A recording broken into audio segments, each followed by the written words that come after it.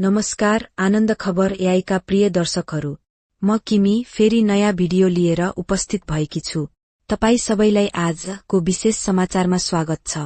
आजको दिन विशेष छ किनभने हामी 115औं अन्तर्राष्ट्रिय महिला दिवस मनाइरहेका छौं। यस अवसरमा हामी महिला सशक्तिकरण, समानता र उनीहरूको योगदानको महत्वबारे छलफल गर्नेछौं।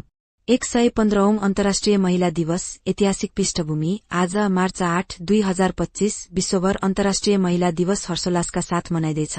यो दिन महिलाको अधिकारको सुनिश्चितता, समान अवसरको प्रवर्धन र उनीहरूको योगदानको कदर गर्न समर्पित छ।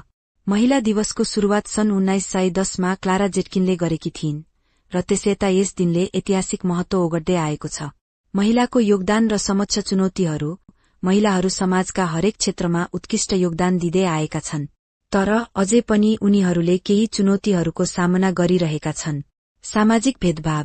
महिलाहरूलाई अझै पनि पुरुषहरूको तुलनामा कम अवसर प्राप्त हुन्छ। श्रम बजारमा असमानता। महिलाहरूले पुरुषहरूभन्दा कम ज्याला पाउने गरेका छन्, साथै नेतृत्व तहमा उनीहरूको सहभागिता न्यून देखिन्छ। शारीरिक र मानसिक स्वास्थ्य चुनौतीहरू। महिलाहरूको स्वास्थ्य सेवा अझै पनि परिपूर्ण छैन। तर सकारात्मक पक्ष हेर्ने हो भने पछिल्ला वर्षहरूमा महिलाहरूका लागि नयाँ अवसरहरू सिर्जना भइरहेका छन्।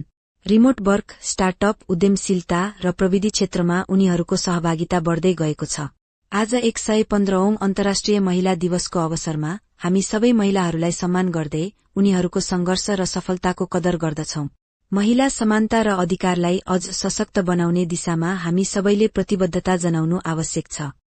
यदि तपाईलाई यो समाचार उपयोगी र प्रेरणादायक लाग्यो भने कृपया लाइक, कमेन्ट, शेयर र सब्स्क्राइब गर्न नबिर्सनुहोला। साथै हाम्रो प्रमुख च्यानल आनन्द खबरलाई पनि सब्स्क्राइब गर्न अनुरोध गर्दछौं। म किमी आनन्द खबर एआईबाट आजका लागि बिदा लिन्छु। फेरि भेटौँला अर्को रोचक भिडियोको साथ। हाम्रो च्यानललाई माया गरिरहनुहोस्। धन्यवाद।